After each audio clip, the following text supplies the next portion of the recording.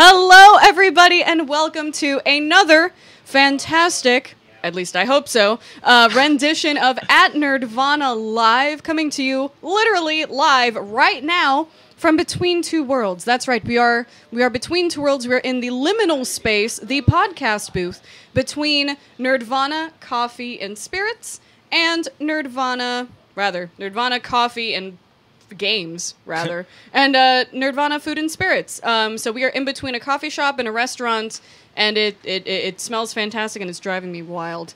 We are here in the lovely, balmy, suddenly humid Frisco, Texas. Yes, Texas weather. And I am your host, Elisa Melendez, new media manager for Gearbox Software and Gearbox Publishing, and I am sitting next to a delightful new entry into our amazing carousel of guests. This is the one, the only Dante Silva. Say hi to the people.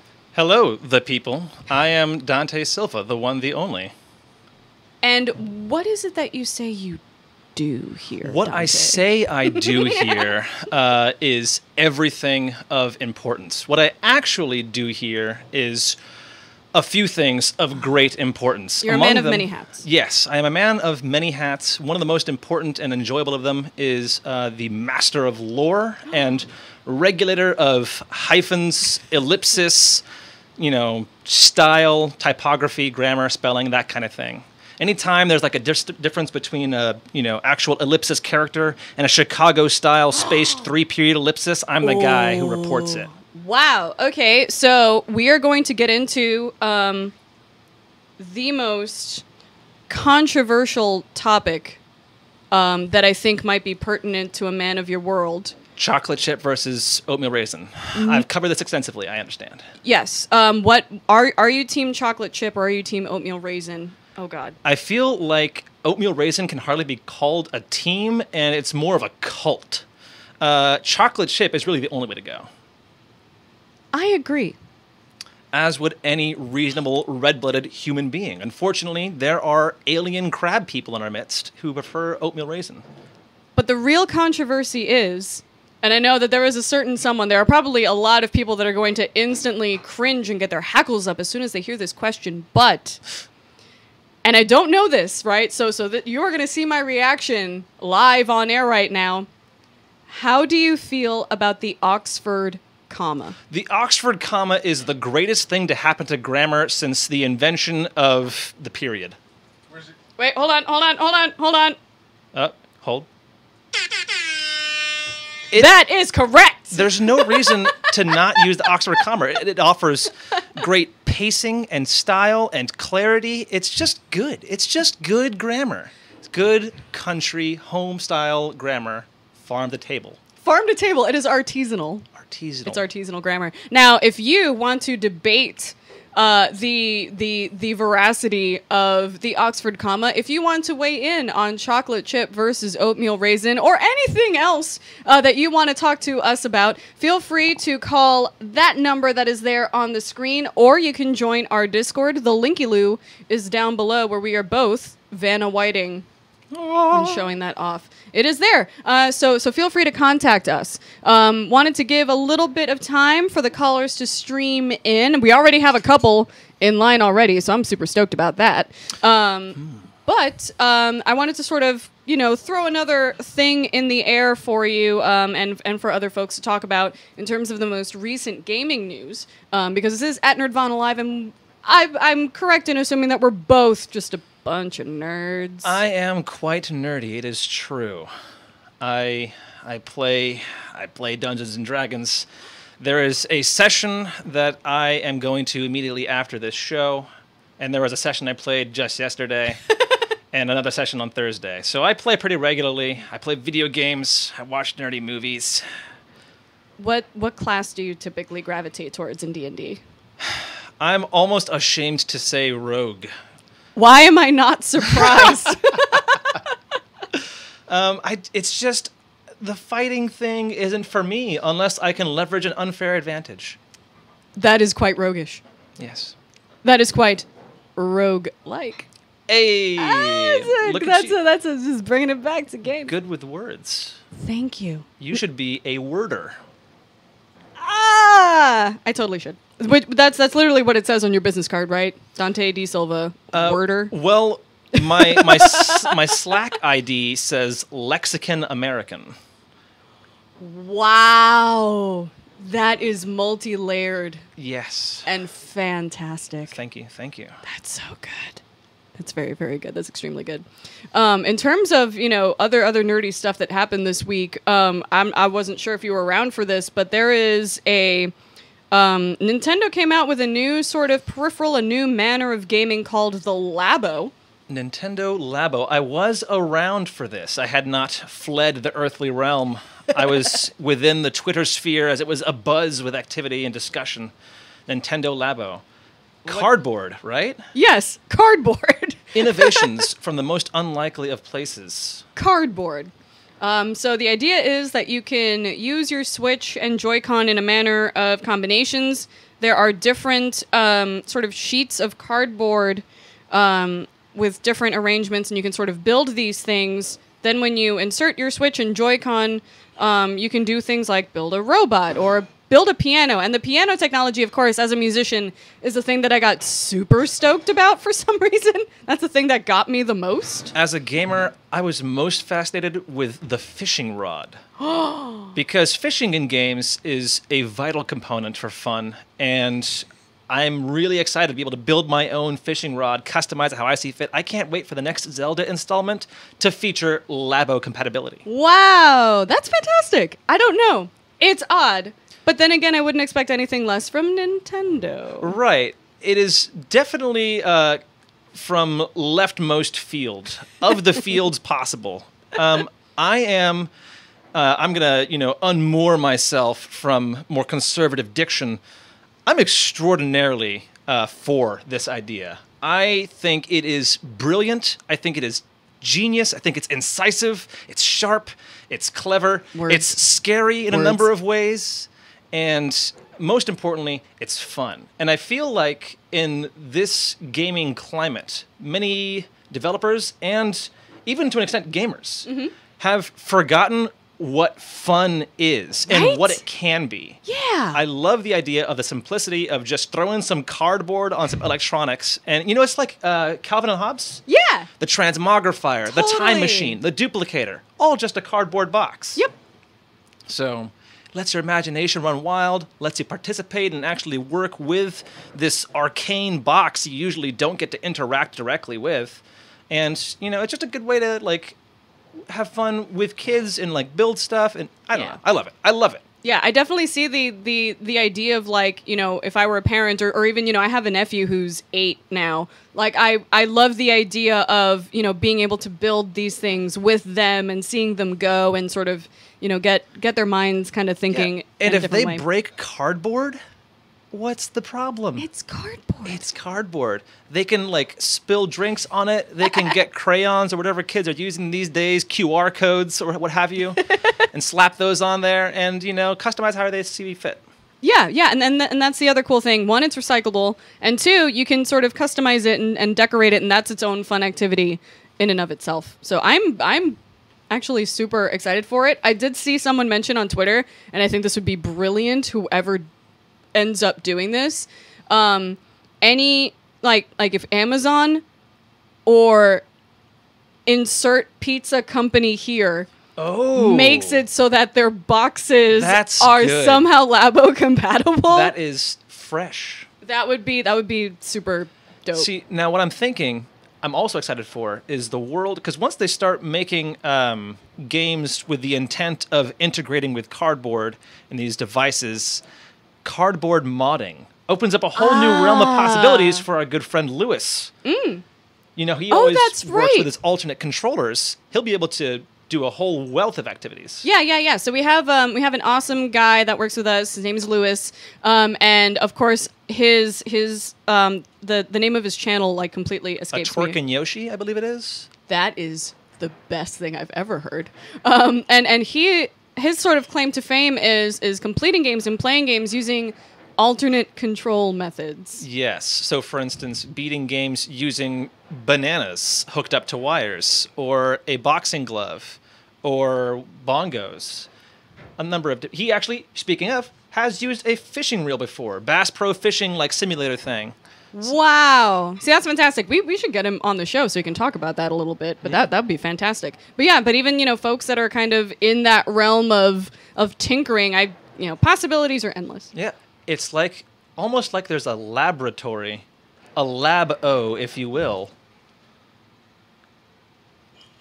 Wow. Stunned. My mind is blown. My mind is so blown.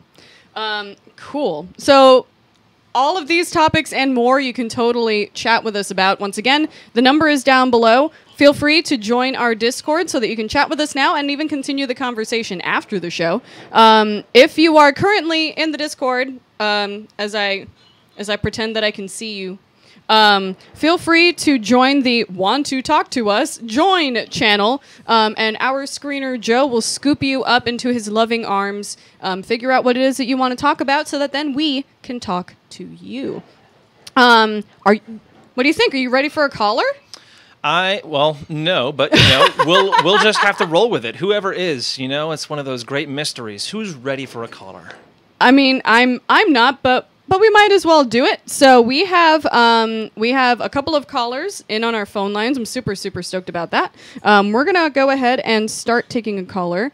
This is Jason, who was expecting someone else sitting in my seat. And apologies for not being Randy Pitchford. Oh, no. And also apologies for not having a really cool shirt. I was going to say. It did not come in time. I feel bad. So we're going to take a call from Jason. Just wanted to say hi. Hello, Hello, am I on? Oh, yes, you are, Jason. Hello, clear? you are on with Elisa and Dante. How are you? Hello. Not bad. Your conversation about cardboard reminded me of this. I think everybody's done this.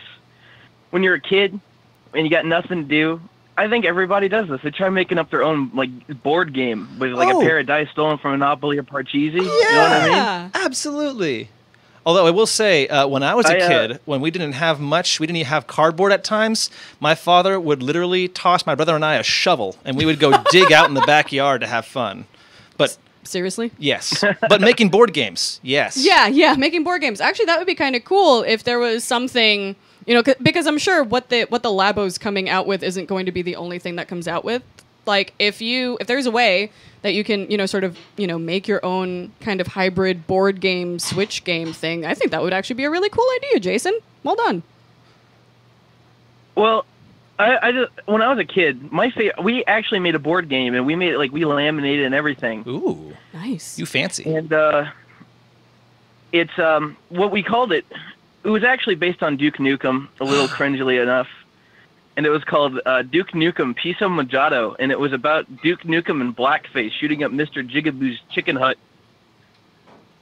And, I believe we've lost Jason. That's a shame. I think we've lost Jason. What a shame. Just sometimes we have these technical difficulties. Yeah. That just occur sometimes. Technology these days, so unreliable. Technology is weird. But you know what? Cardboard Cardboard set to fix is all reliable. of that. I'm Yes. also excited. I saw that cardboard is now being integrated into amiibos. Really? In as much as, isn't there a cardboard? There's a cereal. Yes. Oh, yes, that's right. I still have not gotten the cereal. Nor have I. But there is a cereal that I think has a code that acts, the box itself can act as an amiibo, which is great. I'm trying to keep a low carb, low sugar situation, but if it's going to enable progress for my game, then I think it's worth it. That's the problem, is maintaining low carb sugar but high amiibo. You got to get those macronutrients, amiibos. Got to get those in there. Yes. So awesome. I'm trying to think. We do have another caller. This particular caller, I feel it's almost like I can feel their presence. I sense. It's almost like I can feel their presence. They are very close by. It's almost as if I could wave to them, they would wave back. Something like very, that. Very eerily close this caller is to us. And we're just going to go ahead and have a chat with them. eerily close Eerily heartwarmingly close? Heartwarmingly close and eerily close this caller is to us. We should be on the phone with Kitru. Hello, Kitru, are you here? Yes, you are. Hello. Yes, I am. Greetings. Are you getting me? Yeah, we're getting you. It says here on this note that you are calling from Nerdvana. Yeah, just a little bit. What? Huh. The call is coming from inside the Nerdvana. I can't get the name up. The calling is... He keeps talking about cats and whatnot. I keep talking to your cats? Oh, so there's someone near you that keeps talking about cats of a holographic nature. Oh, no. Yeah, I don't know. He just kind of sat down here with me. Yeah, I do nice believe... guy. He's kind of cool, but, Huh. How many holographic cats would you say they're talking about? About 20, actually. That is a lot. Are you sure they're not real? Well, I mean, Sam Winkler says they're not real, so... That makes me sad. You can see my opinions on Sam Winkler in the awesome extended lore piece in which there is the username Winkletoes940 on the Free Soulless forums. What? Yes, that was a fun little, call out to my boy, Sam Winkler. So Winkletoes? Winkletoes, Winkletoes. yes. I'm not entirely sure how to take that. That's a nice little sort of what do we say, a battle-born kind of little lore nugget, tasty nugget. Wink and a nod.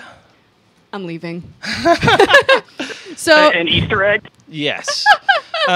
The important thing to do with holographic cats is to make sure that anyone who owns them is stroking them in the correct direction. Oh, yes. You don't want to go across the grain. Correct? Which is backwards? No.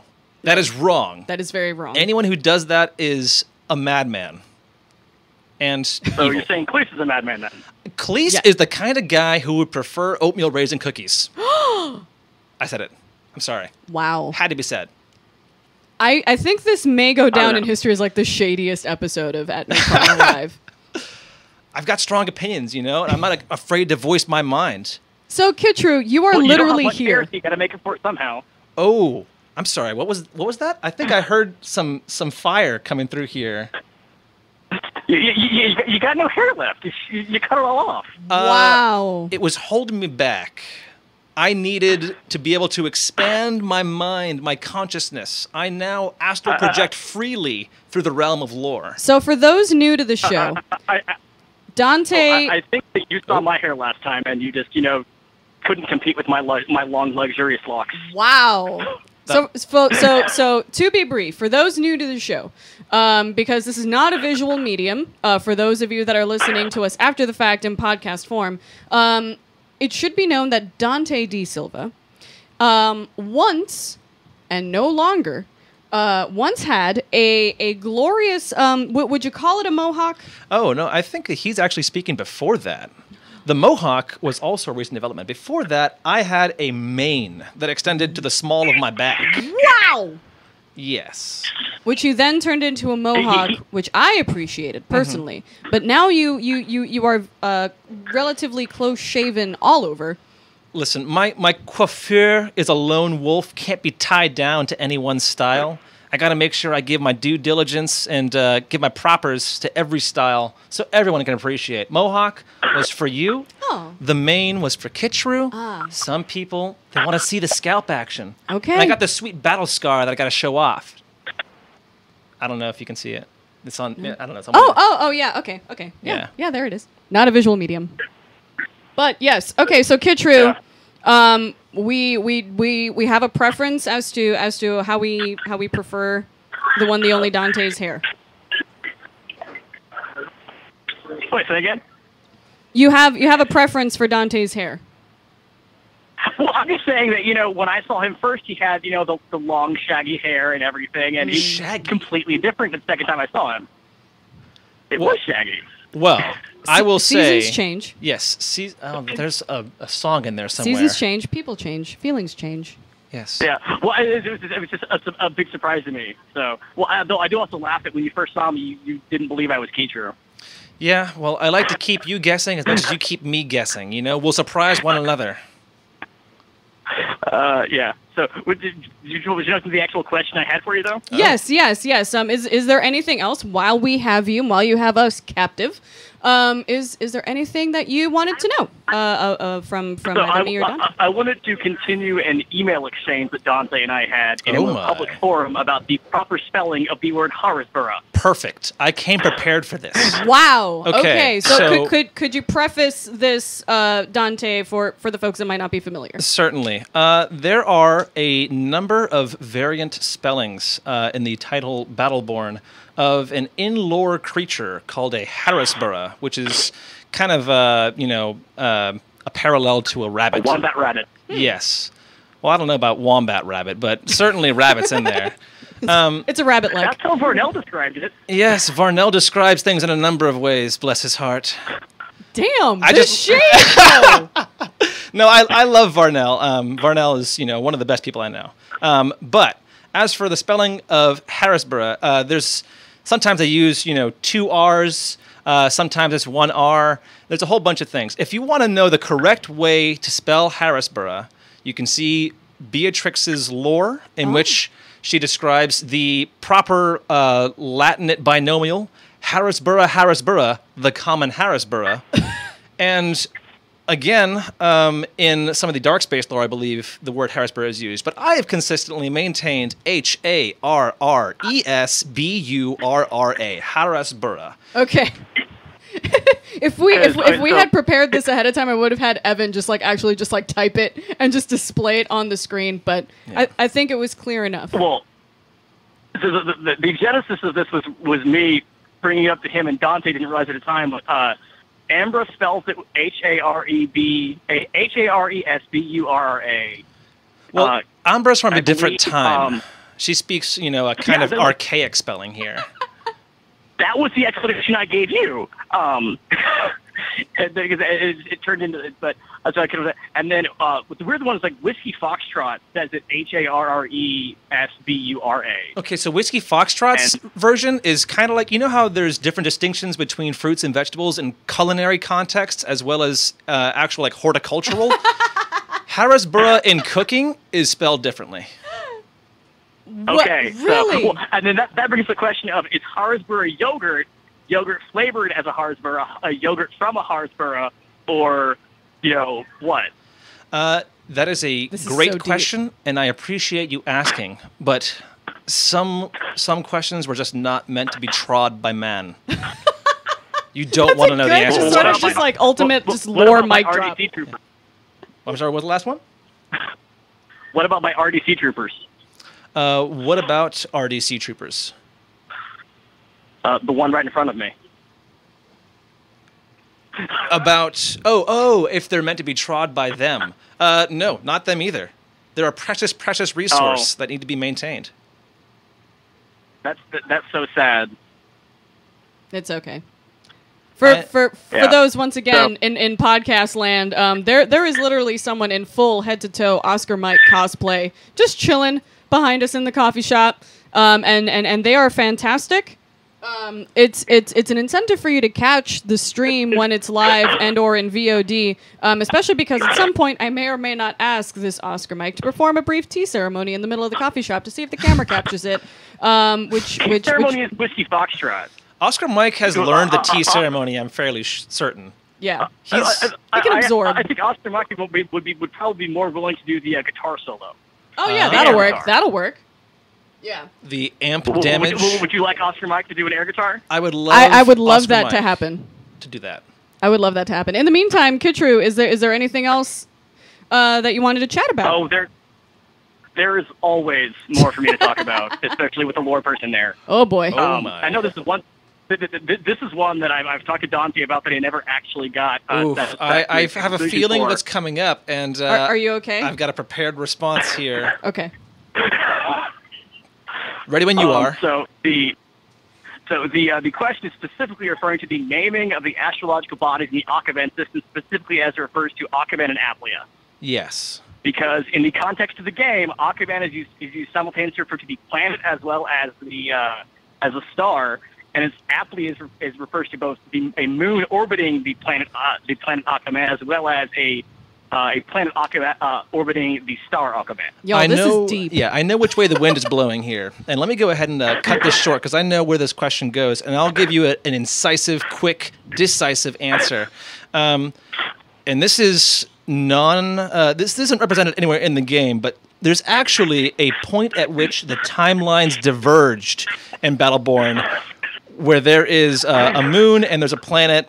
Just, one of those crazy quirks. Just, different universes. The timeline hemorrhage? Yes, the timeline hemorrhage. That's what we'll call it. But of course, this is... Keep it under your hat. This is the top secret nugs of lore. You're live on air, right, Dante? This isn't going to be top secret for long. Oh, no. All my nugs! That's a clip. Yes, but to further answer your question, I don't know. It's crazy sometimes. It's difficult to keep records. The codex got destroyed and then shoddily remade, and I was gonna say, so one of the things that I did sort of want to, kind of briefly sort of chat about is kind of, and of course we could do this, after Kitru's call, but just how difficult it is to keep track and just what that process is like to sort of keep the lore of the universe all nice and tidy, and sometimes it's not quite so tidy, as evidenced enough. By tidy enough, as evidenced by your call, Kitru. Sometimes I wonder if things aren't just favorite with a U, not with a U. So ideally, style consistency is maintained across all lore, as well as, of course, internal narrative consistency. That's actually, a good segue as to how I got the position, so to speak. Before it was released, I was in QA checking on all of the lore pages, and I noticed a number of inconsistencies in the timeline. And this is for Battleborn. For Battleborn, yes.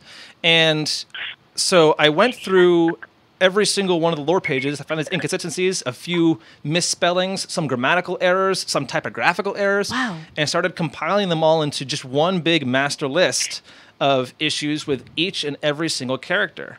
And I was told to submit it, with the tag for the writing team to take a look at it. Mm-hmm. And at that time, anything tagged with writing was immediately automatically assigned to Varnell. So I submitted this master list that was composed of 13 different bugs with between 5 and 10 different issues each. Wow. Varnell came down an hour later into the QA room, so from his lofty citadel on the floor above. His ivory tower. Yes. And he stormed in, not really stormed, but, stormed in. And he said, who's Dante Silva? Who's this guy? He said, I had 3 bugs in my queue an hour ago. Now I have 70. Oh my gosh, Dante. And so he came in and we ended up having a 2-hour discussion about our thoughts on the lore and how best to, make sure it's consistent and clear. And that was how, I really met and got to know Varnell. And, the rest, as I say, is history. That's fantastic. Cool. So there you go, Kitru. That's how the magic happened. Look, I know. Last year when I was interviewing, they were awestruck that I found errors that Dante missed because Dante was, in their own words, the guy that missed anything. Unfortunately for me and a lot of people, Dante is and I didn't think this initially when I met him, but I figured out that Dante is actually human, which is weird because I totally thought it's my greatest failing. I know. What class do you play in D&D? You play rogue. But what's your race in D&D usually? Usually a wood elf. See, you are not a wood elf. You're a human. Disappointing, I know. Which is quite disappointing. But there you go. Well, there you go. Wood elves are only better than humans if you believe that if you believe the book of elves from 2nd edition.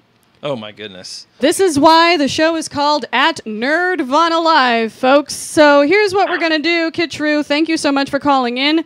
We're going to see you chilling there in the back. But before we let you go, I will say that I would love nothing more than to see that Oscar Mike give us a nice, fine tea ceremony. But thank you for calling in, Kitru. And literally, thank you for being here. Let's give a nice little wave. Woo!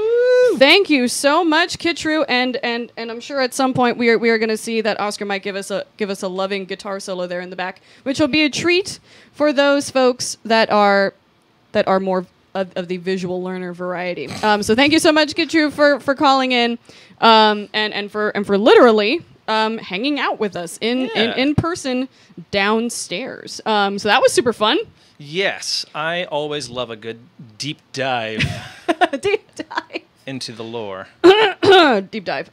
So what we are, kind of the things that sort of came up throughout that call is just sort of like how difficult it is to keep that straight. Because, I mean, games like, Battleborn, just major games that take years to do. But also Battleborn just has such a deep story. Yes, there is a wide library of lore to get through.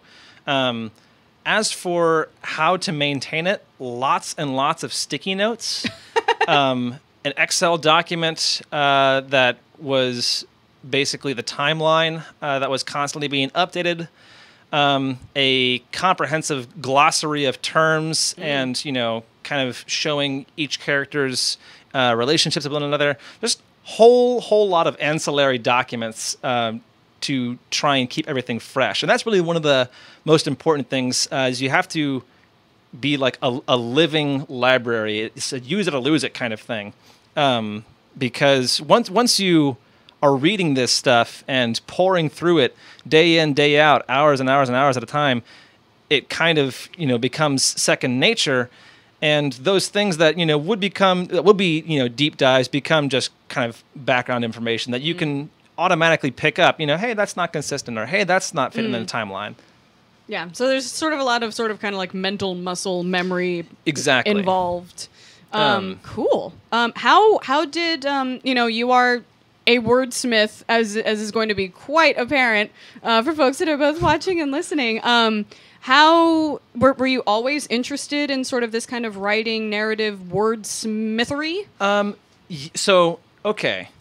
When I was a child, the very first job that I wanted, real grown-up job, was to be a pizza delivery boy. Yeah! Because I thought they'd get free pizza.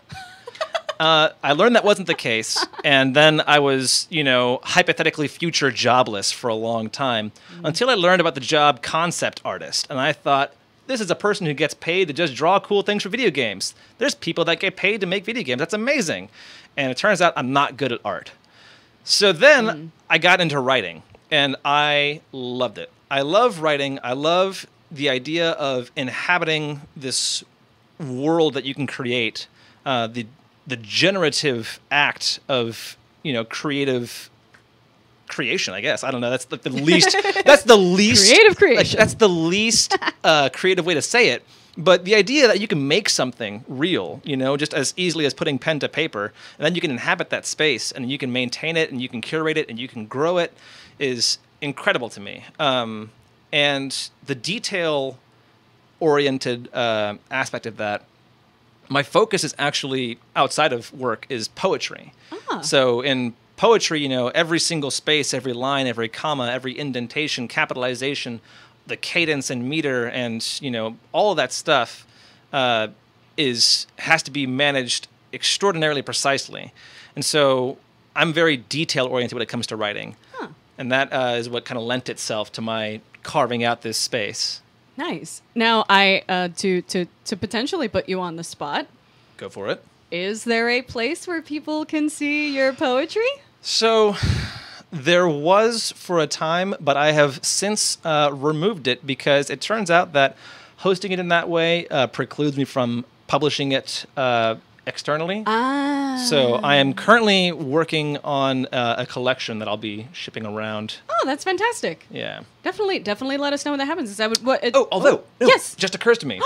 There are, in fact, 2 poems that you can see. Ooh. Both of which are in Beatrix's lore in the battle plans. Really? They are written from the perspective of Beatrix. One is a limerick, and the other one is a slightly more somber poem that she wrote, kind of, what's the term I'm looking for here?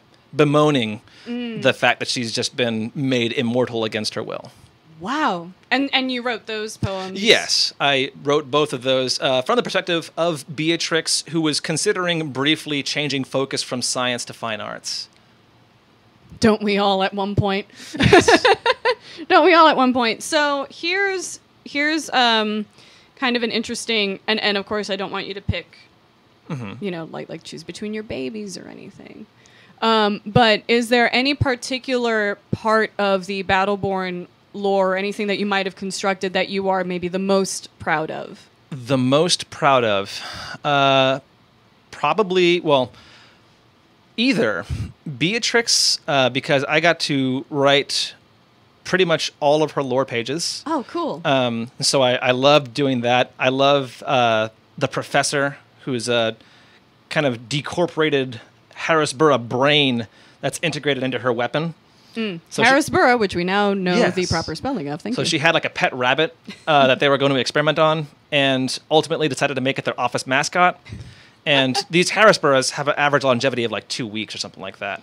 And so to keep it alive, she excised its brain and popped it into her weapon. So either that or Alani's home planet Akopos, which was the first creative contribution it got to make to a video game. They needed to construct a planet for her background stuff, and I was given the opportunity. And so Akopos is just, Alani's home planet. It's got some background stuff, and they got thrown in there. That's awesome. That's really, really cool. Let me see. Just to briefly check it out. Okay, we have some people that might be kind of waiting in the wings, but until then, this is a call-in show, but hey, we can chat. Yeah. So while Joe works his magic over in the screening room, which I picture is much like the red room of Twin Peaks, that it has like a zigzag floor and red curtains. Ooh. That's how I picture the screening room. While stuff is happening in there, is there anything, because this show is at Nerdvana Live, is there anything that that you are currently nerding out on, whether that's books or games or music or anything? I'm sure. Okay, so there's a bit of everything, Yeah. as there always is. Music. I have been working on a number of playlists for my D&D campaign. Wow. Because I like to immerse my players. So I've been listening to a lot of, ancient Nordic chants, some like Egyptian stuff. It's just some light Gregorian plain chant, stuff like that. So that's like in the world of D&D. It's got a beat and you can dance to it. Yeah, exactly. Well, more importantly, you can swing a sword to it, or like row a boat to it. But I have also recently, finally forged my way past the first inn of The Witcher 3. I've tried on 2 separate occasions to play this game, because I keep hearing that it's basically the second coming of Jesus in game form. In game form. Yes. And the first 2 times, I got to an inn on the main quest, like 30 minutes into the game, and I just was not hooked. I stopped. Oh. And so finally, I forged ahead, and it turns out it's a pretty great game with some great writing, and lots of great writing. Everywhere you go, it's probably the best writing in an open world game that I've ever seen.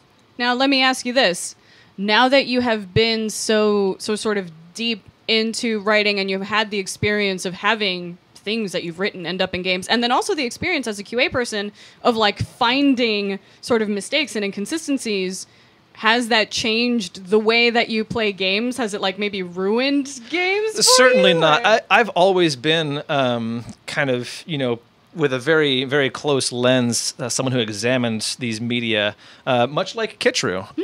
So there's a sect of us that will dissect all of this writing. And so it hasn't really changed, except that I can appreciate when it's done well that much more. Previously, I was just, critical when it wasn't done well. Now when I see it is done well, I know all the work that went into it and, countless hours, large teams all, pooling together, trying to sift through and straighten out the weft and tug and weave of all these disparate lines. So it's pretty impressive when it's done well. I could just hear you talk forever because you do things with words that are cool. Well, thank you. Which is good because, that's the gig you have. So it's good to be good at the gig you have. Yeah. So getting into The Witcher. Yes. Getting into playlists for D&D, which I personally can appreciate because last week I was playing Ticket to Ride. And we have these monthly board game nights at the office, and this is actually my first one that I've been to, and I played Ticket to Ride, and we played in this room in the office called The Keep. Dun, dun, dun. Dun, dun, dun, which is a fantastic room. It's beautiful, has this wonderful sort of tabletop gaming table, and it's where all of our board games live. But while we were playing, even though, we were playing with 4 other people, it was kind of eerily quiet.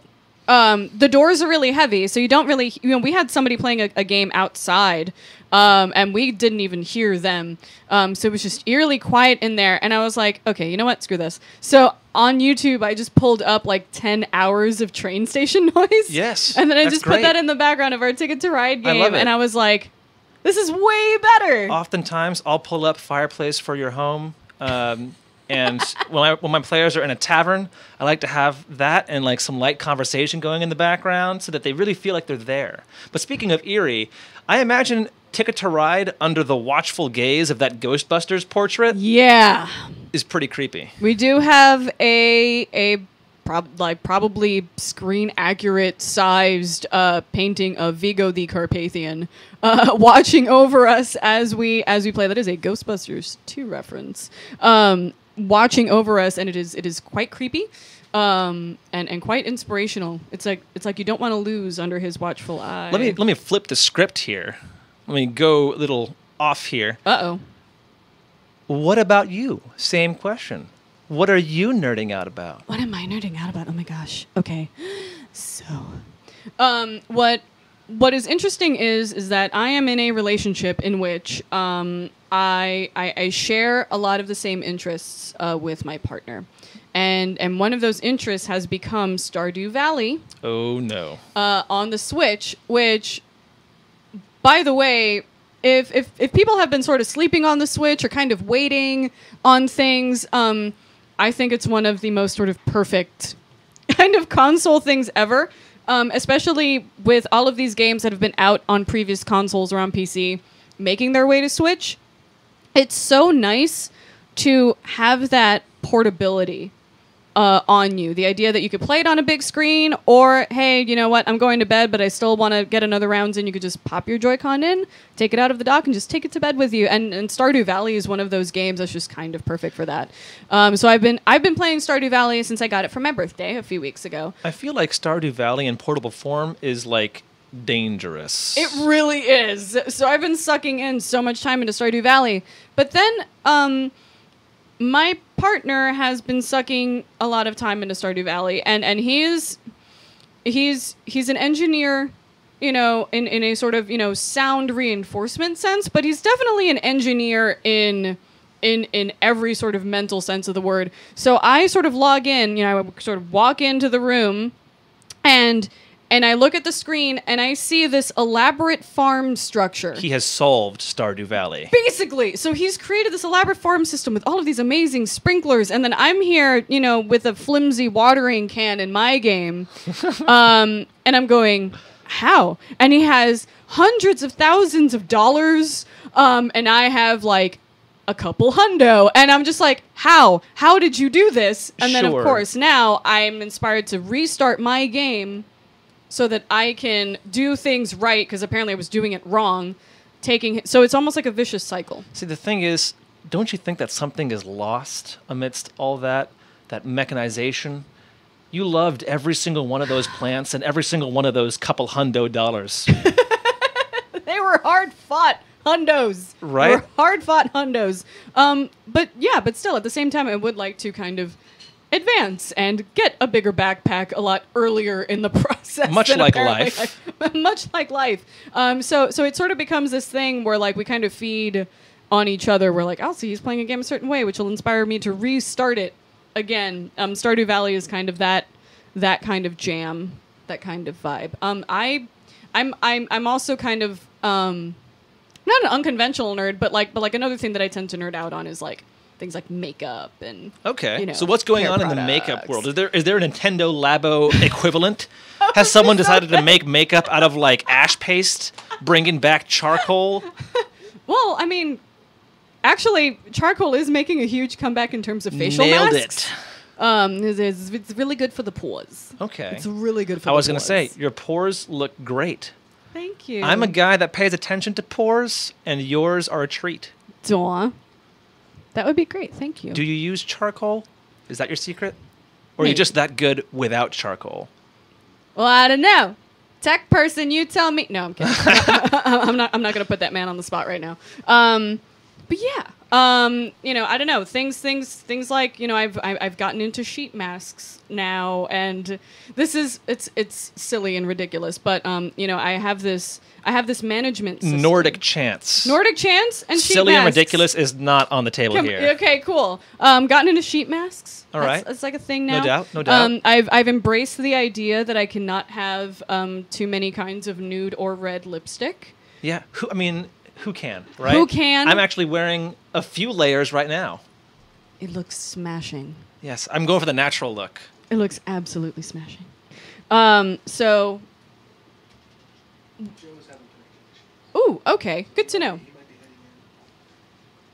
Okay. All right. So good to know. All right. We this is me doing that thing in my in-ears. Just getting word that there may be some technical difficulties on the calling end. So we're gonna do that thing where we stretch things out.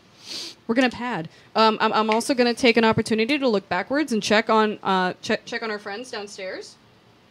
They seem to be deep in uffish thought, as one might say, or might not. Whatever floats your boat. I also feel kind of bad that this person is currently on the first floor of a coffee shop with multiple people in it that has head to toe Oscar Mike cosplay from Battleborn. I wish I had that kind of Confidence. confidence and wherewithal to just be like, yeah, I'm just gonna sip on my latte. Yeah, you know what's full great cosplay. about wearing full Oscar Mike cosplay? No one can see your pores. Bringing it back around. Oh, that's good. I hope they're not too toasty in that cosplay, but they're having. I don't know. Seems like they're having a good time down there, so that's pretty good. So in terms of so you talk about making playlists. Yes. For your Dungeons and Dragons. Constantly. Folks. I have playlist for combat, playlist for extra dramatic combat. Oh. Playlist for forest environments, desert environments. Seriously? Temples, desert temples, forest temples. Playlist for taverns of a variety of sorts. I've got, all sorts of playlists for just like general travel. I go way too far with the playlists. I probably spend more time managing and swapping between playlists in an average D&D session than I do rolling dice. Wow. Now what kind of DM would you say you are? Are you kind? Oh. Are you not so kind to your players? I am an absentee DM. I improvise heavily in whatever serves the story best. Sometimes that's kindness. You want to lift the spirits. Sometimes it's important that they understand that it's a harsh and cruel world that they live in. And, you dash them low. You got to keep them grounded. You can't let them get, too feisty on you. They have to believe that the threat of death is real. Much like life. Much like life. Yes. These are the wisdom nugs coming at you now. Dante's wisdom nugs. At some point, we're going to be a recurring guest, and we're just going to have a graphic. It's like the more you know graphic. There's just Dante's wisdom nugs. Beautiful. That'll be super great. So you play D&D. Yes. You are getting into The Witcher 3. I am getting into The Witcher 3. Although I will say this, I have one mild critique. I apparently suck. And I'll end that sentence there, and I'll make a new sentence. Okay. Suck, period. Yeah, I especially suck at identifying threats. I will be in an area that I think is safe with something, that meets my level. I'm level 5, they're level 5. It's a good time. And then after I defeat them in a hard-won battle, I move 30 feet in the precisely wrong direction, and I'll encounter like some level 50 god being, and it will destroy me in ways that I was not aware a man could be wrecked. Wrecked. The spelling in this case, W-R-E-C-K-T. Yes. Wrecked. Yes, absolutely. Or just simply R-E-K-T. Well, sure. Wrecked. Either way, it's not a good time. And this is not an uncommon occurrence. Frequently, I find myself saving just so I don't die. There used to be a minute when I was playing Neverwinter Nights. This is back in the day, and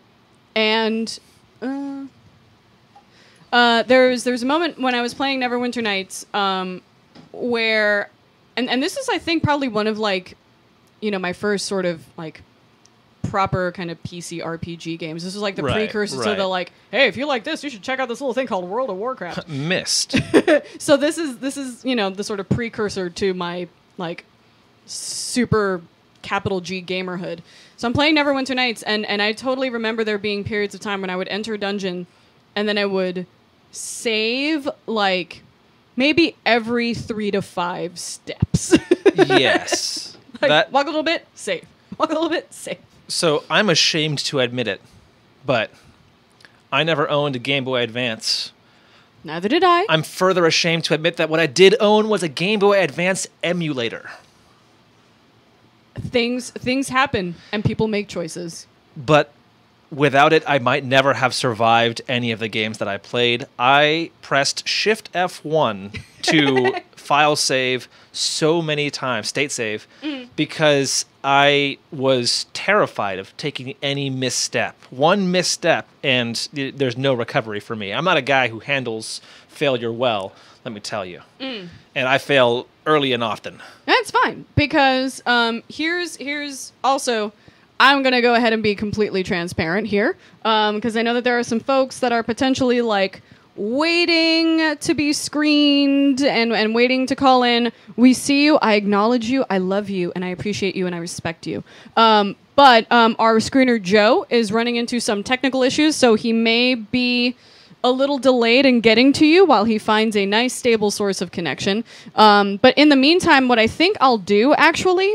is I'm going to go ahead and call an audible. We usually don't do this on... You know what? We're doing it live. We usually don't do this at Nerdvana Live. But what I am going to do is, for especially those people that are currently in Discord, that are waiting to chat, if you just want to type your question in... I know it's not the same as having a kind of genuine conversation with us, but at the very least, if you do have a question that you would like to hear answered, we would like to get to that. So if you want to just go ahead and in the general discussion channel, just go ahead and just type your question in. Just go ahead and type it in. Anything at all. We are sages of the multiverse. And sometimes there are things that we don't know and can't necessarily talk about. But so we there's will also lie. that too. We will lie about those things for you. But yes, tell you non-truths. please feel free, and we will give you, we will give you a proper shout out. Macross asks, do you guys like RuneScape? I like what RuneScape represents. I never experienced it myself, but I have seen its rippling effects across the gamosphere, and it is impressive. It is an immense draw, and I love it. Cool. I have not experienced it myself, but again, I am hearing things, and sometimes it gets hard to sort of like pick and choose what pieces of like pop culture to consume, because sometimes it's just all so good. But I am hearing good things about RuneScape. I just not have experienced it enough to know whether I like it or not. I feel like pop culture is kind of a generous term there, because RuneScape popped like 10 years ago or something, right? Something like that. Yeah, that's true. It is kind of having like a little bit of a resurgence. A lovely user by the name of Simply Clam asks, I'm not a big gamer, but I want to be. What would you guys recommend? A person who is not a big gamer who wants to be. I would say there are a number of games you can start with that don't necessarily like test skills that are usually hard won through kind of hand-eye coordination reaction stuff. Among those, I would highly recommend Portal and Portal 2. Yes. Additionally, any really narrative-based game like Gone Home, the Stanley Parable. Yes. Although that one requires kind of like a gaming historical context. That's true. But yeah, look up any of those games that have a narrative bent and have a focus on those, and give those a shot. Yep. And I hear Firewatch is also one of those good ones too. I think it's probably relatively useful, to maybe kind of figure out what your niche is, what your vibe is, and also like be okay, I think, with not jiving with certain things, right? Like I can appreciate sports games for what they are. There was a time when at Nerdvana Live, the restaurant has these screens above the bar, and you're supposed to be playing video games on them. But at one point, I thought that they were broadcasting a soccer match, or football, depending on where you are. They were broadcasting just a live match, and I was like, when did they start showing sports here? And then I realized it was just the newest FIFA, and it just looked that good. So I can appreciate how lovely those games look. I can't necessarily get into them as much, but if you're sort of interested in kind of becoming a gamer and maybe absorbing a lot of that, kind of figure out what you are and aren't into, and just sort of kind of be cool with that. Accept yourself. There's stuff for everyone out there. Yeah. You can I'm sure there's games about charcoal face masks that you can pick up if that's your thing. That would be my game of the year. When there is like a serious like in-depth like resource management system. Face mask sim. built on managing makeup and just the sort of, I don't know, the artistry of that. Not that I call what I do artistry. It can be artistic. I call it spackle when I do it to myself, because that's about what the goal is. But let's see what else we got here. There is something for everyone. Definitely go to all sorts of different places that are talking about and writing about games, and whatever piques your interest. The cool thing is that the internet exists, and lots of people, Let's Plays are a thing, and live streams are a thing. So if you're interested in any particular game, you can definitely just check out a few minutes of it from Twitch or YouTube or Mixer or wherever fine video game content lives, and watch a few minutes and see if that might be something that you're into. Like, definitely seek out, resources. Now more than ever, there is so much more information on your favorite games. And there are games that you can pick up and try on the cheap for like $5. Yep. That is the cool thing, is that nowadays you can get your, pick up yourself some classics for relatively cheap. Let's see. Will you, Pasta Man 14 in Roman numerals asks, will you guys eat an onion live on stream? You know what? If you bring one, I will consume an onion. Nope. I will do it. That's a no. But from it has me. to be Pasta Man XIV. No one else. No one else. See the cool thing is that Pasta Man says raw onions are very healthy. I'm not as much a fan of a raw onion. Actually, how about this? What is your preferred onion preparation? Preferred onion preparation? Yep. Ideally diced and added in minuscule amounts to a marinara sauce. Oh. Other than that, I'm not too big a fan of onions. I feel like there is definitely a negative connotation to anything onion-like. In fact, you could say an onion is kind of like the ogre of the vegetable world. Onions are like ogres. They have layers. Indeed. They have super own layers. That's pretty good. Ooh, this could be interesting. Someone, Famous last words. Ugiu, which adorably, wait, sorry, I shouldn't have said that. They have a Toby avatar. And I used the word adorable. Oh no, I shouldn't have done that. They're asking about the look. I know how much. The look. So I hit the camera with the look earlier. Not your look. Oh. But the look of a certain Lothar Rendane. Oh. Specifically a forked tongue? A forked tongue. I'm not familiar with that. I didn't see much discussion, and perhaps, I never got within kissing distance of Lothar Rendane. You haven't been close enough to experience. Right, he's got to buy me dinner. There you go. I got to buy you dinner first. I will say metaphorically, certainly, but as for whether he has a literal bifurcated thing there, I don't know. I've heard nothing, seen nothing, read nothing. I'll have to ask Randy Varnell, or as I like to call him in my headcanon, Rhesus Vesus, about the details of Lothar Rendane's tongue. Great. I'm going to mispronounce your name, but it starts with an X, so kisses and hugs. Who are these two? I am Elisa, by the way, for those that are unfamiliar. This is a show usually hosted by the one, the only Randy Pitchford. He sadly could not be with us on today. But I do new media at Gearbox, so things involving content creation and influencer relations, where that lives on Twitch, YouTube, Mixer, and wherever fine, cool online content lives. So I do all sorts of things at Gearbox. And you, Dante, have had a laundry list of things, something about harrier of hyphens and... Yes, I do harry, harangue, harass, and otherwise bother writers and just pretty much everyone at Gearbox to try and make everything as good as possible. But specifically, yes, I do a lot of management of lore and making sure that everything is copy edited well. Yes, and... he's Team Oxford, as am I. Yes. And we're just going to go ahead and say that if you're not, I love you and I appreciate you, but you are also wrong. I will not say that. I will say that if you are not Team Oxford, I don't love you. Whoa! But you are welcome to my love if you accept Oxford, into your heart. It's that easy. That's great. So that's pretty good. So that is who we are. Ooh, someone from Twitch. Thank you so much, Evan, for bringing us the Twitch questions as they come as well. This is great. So for someone looking to get into writing for games, do you have any suggestions, Dante? Yes.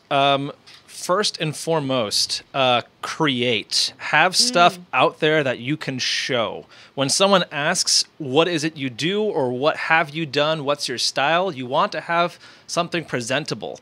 So build a portfolio. Additionally, writing for games, while traditional, fiction writing or, even poetry writing helps with narrative construction to a certain extent and writing style to a certain extent, more importantly, you want to have a good background and foundation in screenwriting.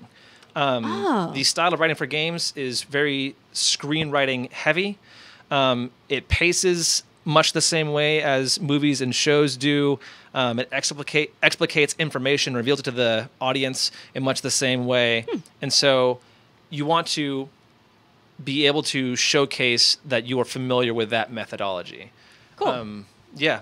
Other than that, just write all the time, write for games, mod, make up quests, and just get a good background there. Nice. So there you go. Hope that helps. Horizon Star Z asks, this one's a rough one. If you could live in a video game world, which one would you choose and why? Oh. If I could live in a video game world... That's a very, very tough question. Of all of them. Well, see, the thing is, who would I be in this video? Because, That's true. I'm just like a faceless NPC. What video game world is there a respected position for some guy who's going to tell you that you used a comma splice? It's not out there. So probably like Minecraft, where even when I'm alone, I can still build stuff. But that works. Yeah, that way I can just gold is plentiful. And, bad things only happen at night. I have a house. So that I made with my own two hands. Right, and a wooden axe. So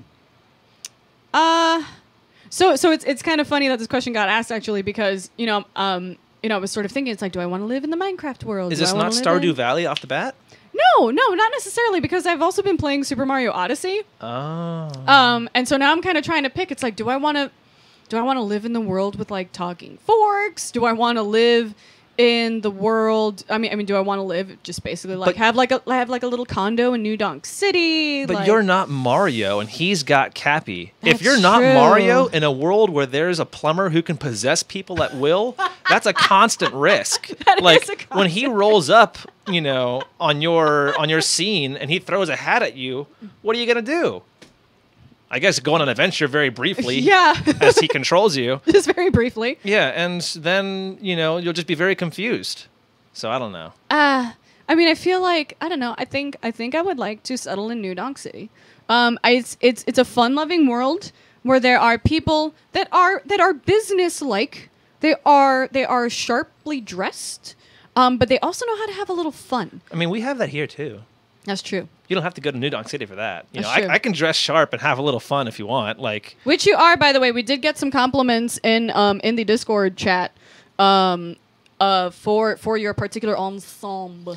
yes, this is the Target collection. Oh, nice. Yes, That's good. from some season many years ago. I don't know. Yeah, and for those that are merely listening on the podcast, this loving ensemble consists of a sort of a turquoise hoodie, with a Cream. Oh, okay. I was gonna say I didn't want to know. I was sure if I was gonna go eggshell or ecru or a mother of pearl or sort of just like an off-white polo shirt with some buttons, followed by a sort of a mix of like a coral and a salmon pant. Yes. With black lace-up shoes, and it's pretty good.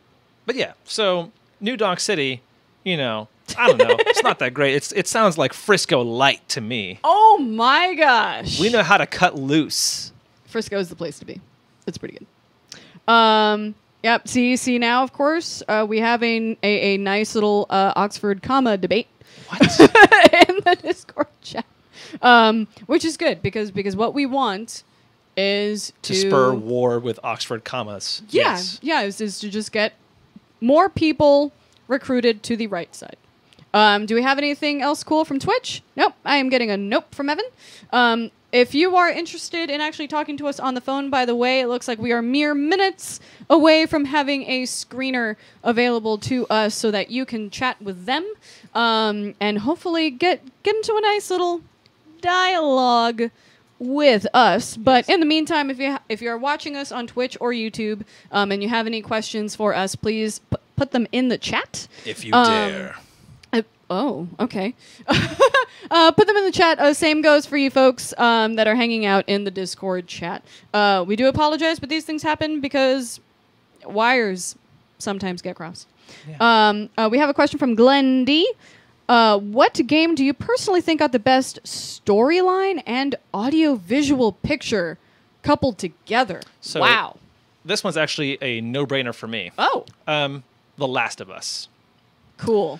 I was very, very late to the Last of Us party, and I played it remastered. It is hands down the best narrative that I played in a video game, and the visuals are stunning, heartbreaking at times, tear-inducingly beautiful at others. They will elevate you. They will delevate you. They will do things with your psyche that you weren't aware were possible. Very cool. So good to know.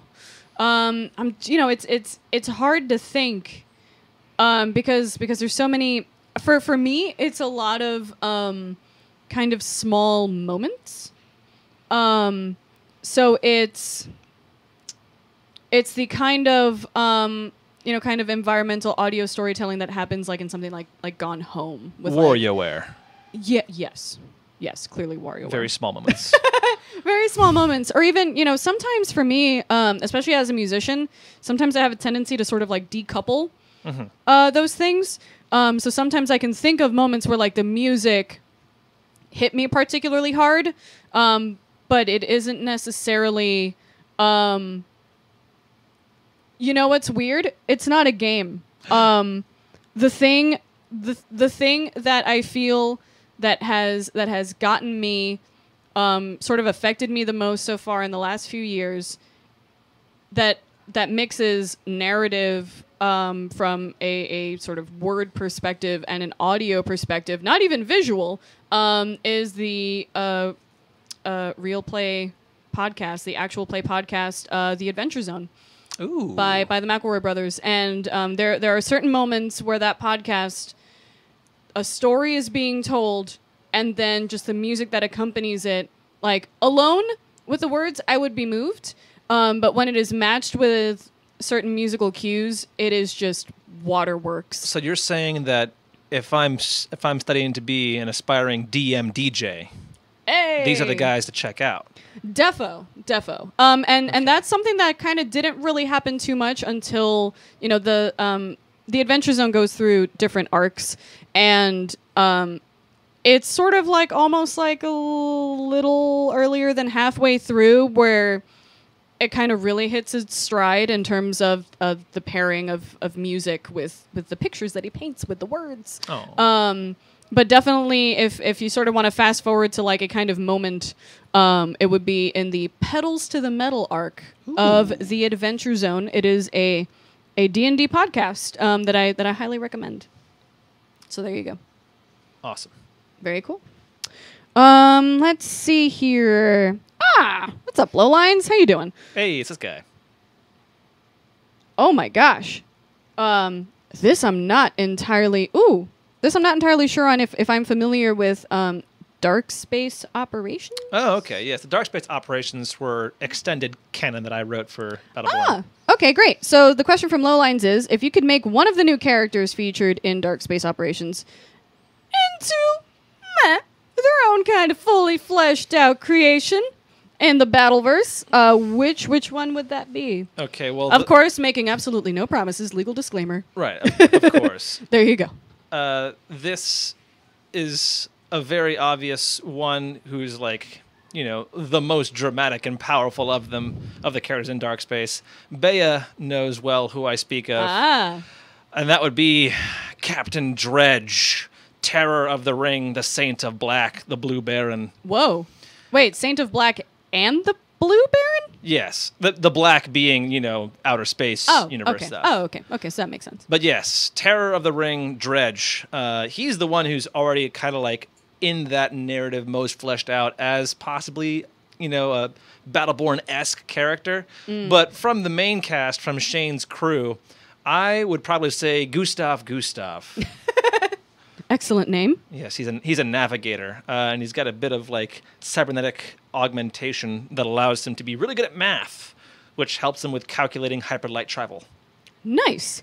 Now, speaking of hyperlight travel, we are going to travel very, very quickly to an actual caller that we have on Discord now. Yay! Woo! A round of applause because we actually have a cool caller on board from Discord. This is the person with the, and I'm not going to say adorable or cute or anything related to the terrifying icon. The terrifying icon, a Toby icon.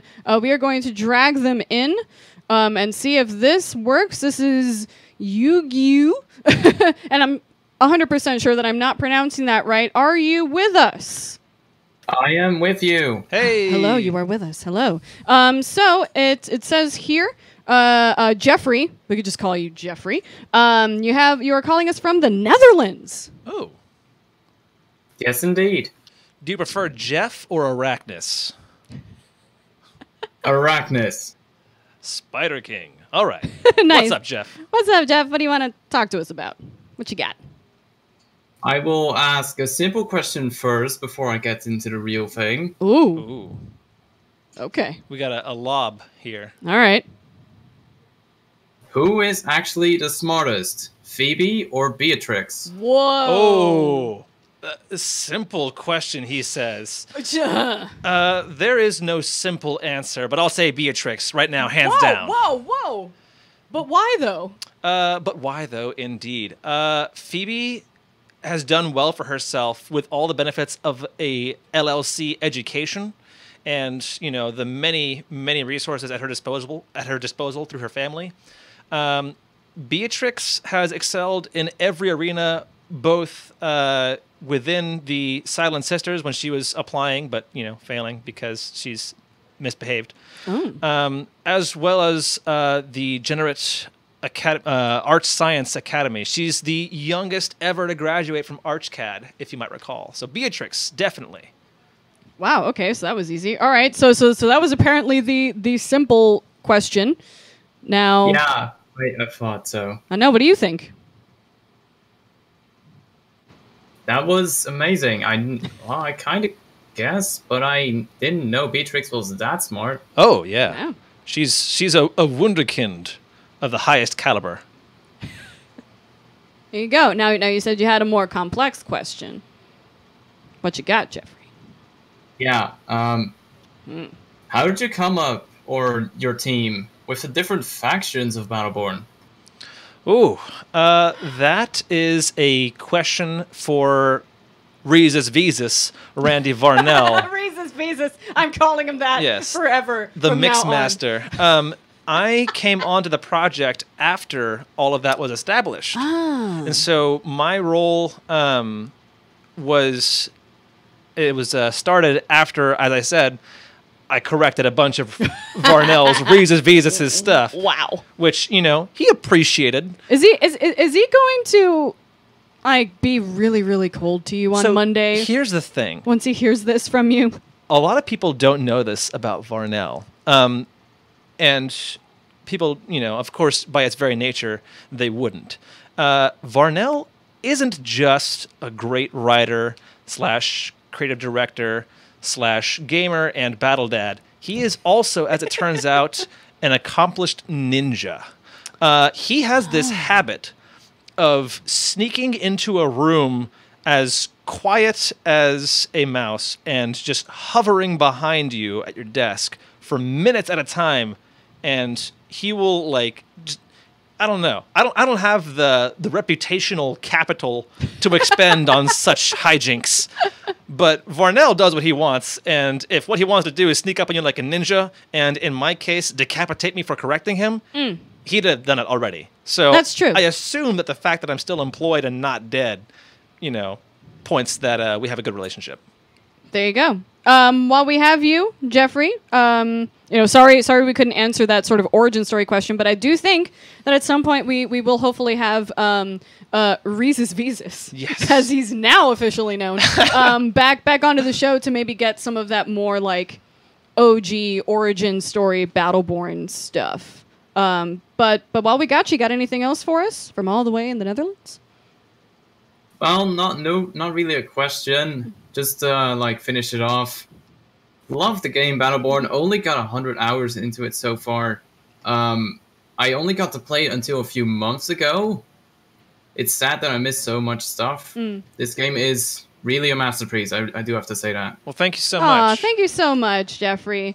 Thanks so much, and thank you so much for calling in. Hopefully you have a pleasant, we'll just go ahead and say maybe afternoon. That's a good guess. In the Netherlands. Good night. And all right. Good afternoon, good evening, and good night, Jeffrey. Thank you so much for calling in. Cool. So, yay. That was good. I like that guy. There's some interesting questions, though. I thought that the who's smarter question was going to be a lot more, I don't know, you couldn't pick, but there are actual canonical reasons. Oh, yeah. And these are, hard lines drawn in the sand. I'm sure someone might contend, but they're wrong. Yeah, Phoebe was my original favorite character, even. So really? There's a bias towards Phoebe because, I loves my fencing, but Beatrix. There you go. And then, of course, it answers the question of, who's your favorite Battleborn? No, it doesn't. Oh. My favorite Battleborn is Melka.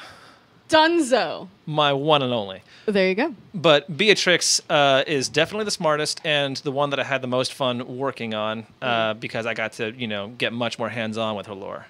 There you go. See? We can have many favorites for many different reasons. Yeah. Such is life. So what we are going to do is we're going to take another caller from Discord. Here we have... oh, wow. Here we have the one, the only Pasta Man. Pasta Man? Oh, Pasta Man who asked us about onions earlier. Hello, Pasta Man. Yeah, yes, it is. It's very delicious and nutritious and slightly malicious, of course. The rhyming is fantastic. So Pasta Man, what would you like to chat with us about, Pasta Man? Inspiration, for one. All right. Because you have some of these games like the Battleborn, and I look at some of the art. You've got this like very cool steampunk robot guy with a top hat, with a suit. He's very cool. Sort of guys like that. The guy that's all naked, wearing all this battle gear. You know, these guys, these characters, they're so original. Where do you come up with these things? Well, if we were the ones to come up with them, then I mean, unfortunately, we are not. Those cool decisions are unfortunately slightly above our above and lateral. above and lateral. There's us, a great art team. Some of the most creative people that I've had the pleasure of working tangential to. I will say, there's Max, Amanda, Chewy are some of my good friends. But the whole art team, as well as Kester, his direction is great. So they all, I would say that's attributed to them less so than any of us, because they have just the freshest takes. The freshest takes, the hottest takes. Yes. They come at it from a variety of angles and consistently somehow manage to do that every single time with 30 characters, no less. That's a lot. Yes. So that is a lot. All props, the variety of which are mad, go to them. All of the maddest of props there. All the maddest of props. Actually, going to sort of go off script here and maybe take another question from the general Discord chat, which is, what is your favorite minor detail in Battleborn and why? Ooh. Which you talk about minor details in a game that size, it's like, well, how do you pick? But my favorite minor detail, there's probably two that I would pick from. And if I'm seeing this correctly, this is from my boy Morse Mode. And it's either the name of one of the lore pages for Beatrix is titled Nichts ist ohne Gift, which is German for nothing is without poison, which is a quote from Paracelsus, the father of modern toxicology, who said, "Nothing is without poison, it is only the dose that matters." Wow. And so there's that one, or there is a challenge, not an achievement, a challenge titled East and Backward, I think it's East and Backward Pale Faces, which there was a fun little thread where everyone was trying to say, oh, we're picking out all the references. I said, no, guys, you're never going to get them all. This is one of the deepest ones there is. I think it was East and Backward Pale Faces smiling is the final line word of that line. It's a reference to an Australian poet from like the 1800s named Barcroft Boke. And he had a poem titled Where the Dead Men Lie. So if you want to see the full text of that poem, oh my gosh, which is great. It's a poem about his experiences in the Australian outback. It's great. But one of those two are my favorite minor details. Okay. I mean, I was just going to be like, Reyna's death drop, because that's just really good. Yeah. Reyna's eyebrows are goals. Like, I did. Okay, and you just come up with all that. All right, that's cool. That's fantastic. So, sort of speaking to that last one, which is hella obscure. Yes. Is that particular thing like an OG Dante Silva joint? Like, is that that one of yours? That's one that I dropped in there. Where do you find things like that, and sort of how do you pick and choose like what kinds of things to sort of pepper in and what not to? So I try and keep it fresh with a variety of depths. Some of the cuts are deeper than others. You have, there's another one of Beatrix's lore pages is called Shining Crazy Diamond, which I was disappointed to see many thinking was a reference to some anime that uses a bunch of classic rock. No, stuff. it is clearly a reference to "Shine On You Crazy Diamond" by Pink Floyd. Yes, thank you. So some of them are the more surface level. What's the term I'm looking for? Superficial cuts. Yeah. and others are the more hemorrhagic variety. And, the deepest of cuts. As for how I, pick those up, when I am, in the zone, in the lore zone, as I said, constantly consuming and metabolizing this media, I am also on the constant search for tangential related stuff. And so I'm, reading poetry that's related to strange and obscure distant places and what people's experiences are in those things. That's how I picked up on a Barcroft Boakes poem about what's affectionately called the Never Never. It's an archaic term for the Outback. The Never Never. The Never Never. And so that's where a number of those things come from. So Beatrix, she has a lot of experience with toxicology. So I do a lot of research on, toxicology and pharmaceuticals and what it's like in that industry and, what goes into naming various poisons and all that stuff. I feel like your internet search history is slightly sketch, and I'm sure you're gonna have a knock on your door at some point and be like, "Wait, no, it's for a game. It's for a game. It is extensive and varied." That's awesome. That's really, really cool. Because I'm one of those kinds of people that is always a sucker for kind of small little details like that. Right. So that's pretty awesome. Let's see. Minor detail in Battleborn. For me, I'm just gonna have to go with Reyna's eyebrows. They are on fleek. Is it still lit to say that? On fleek? Is that what the kids are saying? That hurts my face. That hurts. Jeffrey mentions, looks like I have to pay Beatrix more now. Any deed, any price. Any deed, any price. We are sustained. That's so cool. That is so awesome. Well, it looks like we are slowly winding down this long and winding road that is at Nerdvana Live. Unfortunately, we did have a few folks that I know were waiting. At one point in time, we apologize, and we do. We do apologize for those technical difficulties that we experienced sort of mid-show. But again, we do this every week on Sundays. And who knows? I do not know who the guests will be next week, but I'm sure that they will hopefully be... I doubt they'll be as awesome as you. I also doubt that, but it's good to be encouraging, set high goals for them to reach to. Reach for the Dante. If you fail, you'll at least land amongst the stars. There you go. Just somebody cross-stitch that on a pillow and send it to Nerdvana. Right with the onion. Yeah. So I apologize to those callers that we could not get to today. But thank you very, very much for all of the callers that we could get to today. I definitely want to sort of turn around and wave a thank you. I don't necessarily think that they're listening, but wave a thank you to the folks back there, to both Oscar, Mike, and Kitru. And here's what we're gonna do. If you find yourself very, very briefly within this area, we're gonna hang out for just a brief period of time because I know you have places to be and adventures to run. Dice to roll. Quick question, have you ever lied on a roll? Absolutely. I said I play as cruelly or as benevolently as the story demands. Now, I try not to make a habit of it. It's not every time, but, you gotta fudge it a little bit. So I am here with clearly the rogue IRL and in D&D Dante Silva, lore master, believer in the Oxford comma, and also an absolutely impeccable dresser.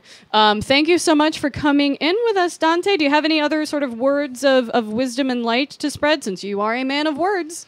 All I would say is, keep on keeping on for solace. For solace. That is exactly why we do the do. So thank you all so much for hanging out with us on another rousing rendition of At Nerdvana Live. We will see you next week. Of course, if you missed the show, you can always catch the VOD on YouTube or Twitch, along with some highlights of the best of which I'm sure is going to be really, really hard to pick. But you can catch full episodes as well as highlights on Twitch and YouTube. And you can also catch the podcast on iTunes, on Podbean, or wherever fine podcasts are distributed, as well as ours. So thank you very much for hanging out with us. We will see y'all later for Solus, and have a great one.